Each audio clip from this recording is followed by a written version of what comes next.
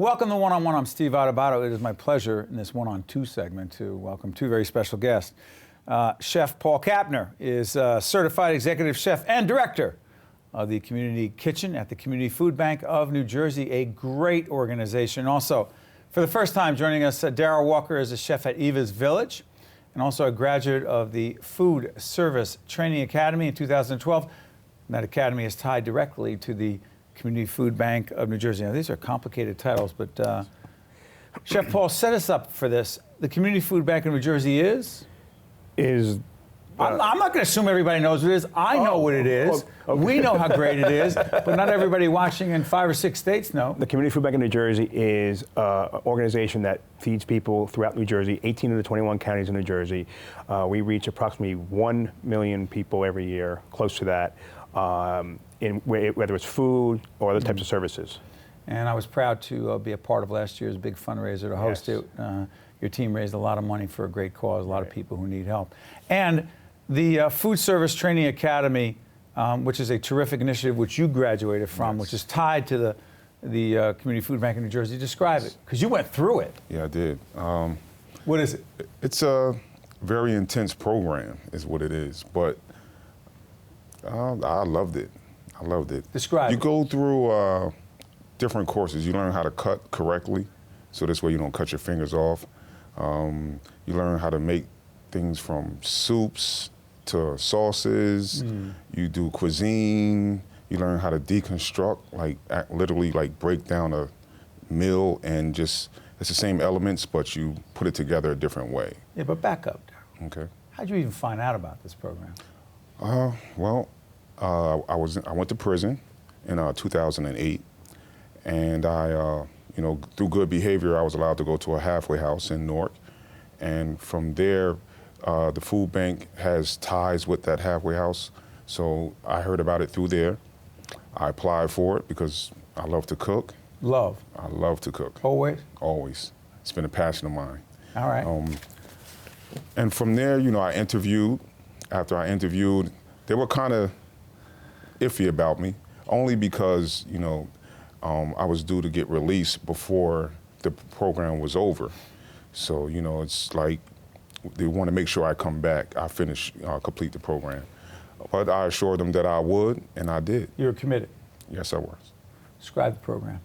16-week program, all hands on catering. All hands on cooking. It's mostly production.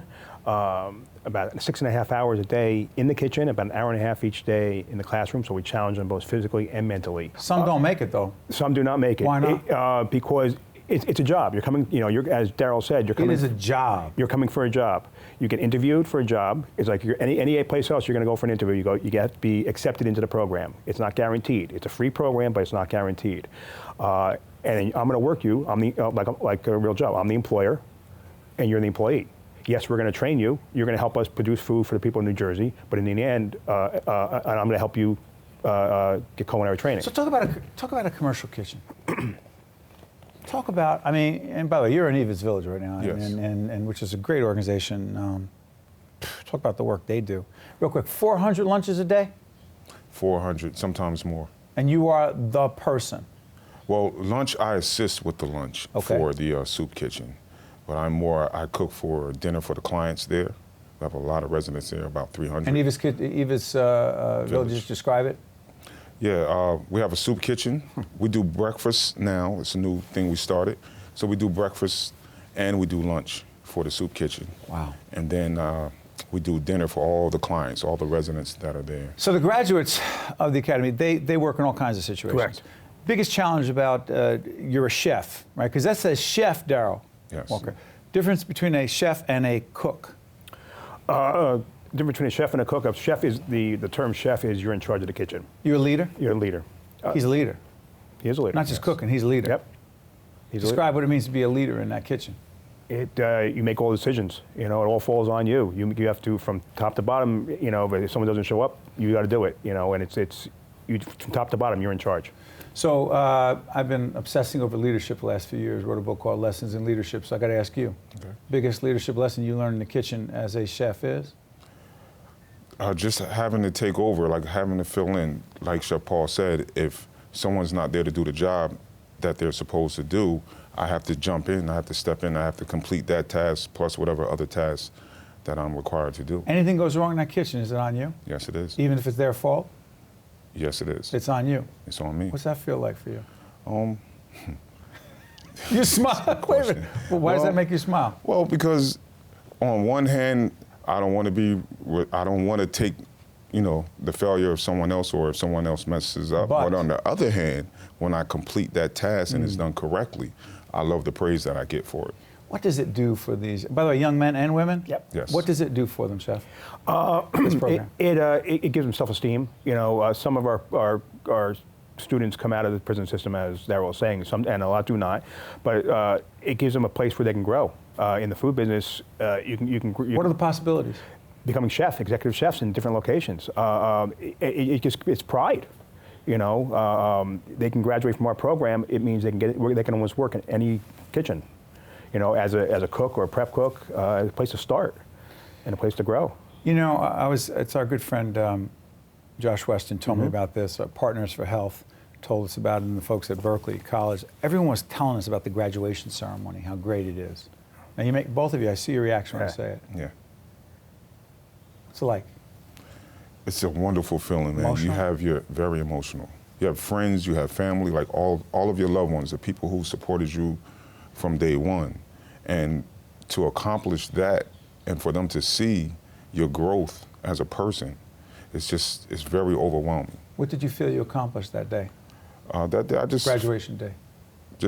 I accomplished just knowing that I can do something other than what I was doing, which was out there selling drugs. That's what you went to jail for. That's what I went to jail for. So I felt like it opened up another door for me.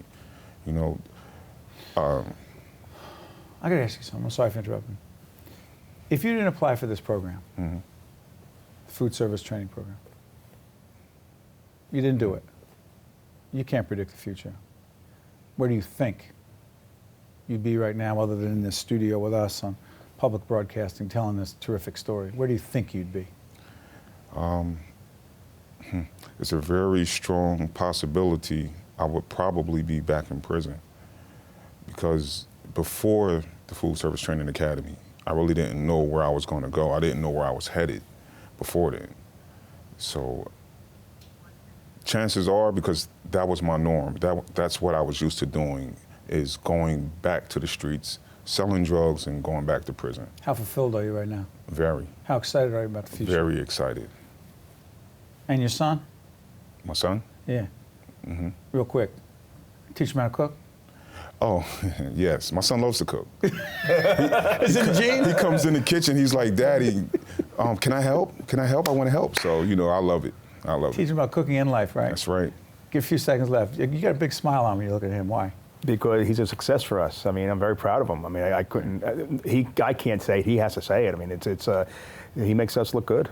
He makes us look good. I mean, he does. I I'll mean, accept that. I mean, he worked for us for how long? 16 months. About 16 months. Yeah, when he graduated from our program, we have something called CA, culinary assistant, and we look for the 2 top graduates to help us train the incoming classes. He's one of the best. He's one of the best. You're a role model now. Yes, he is a role model. You got pressure on you. And what we That's do good is pressure. we follow our graduates after they graduate, and we try to stay in touch with them. Make sure if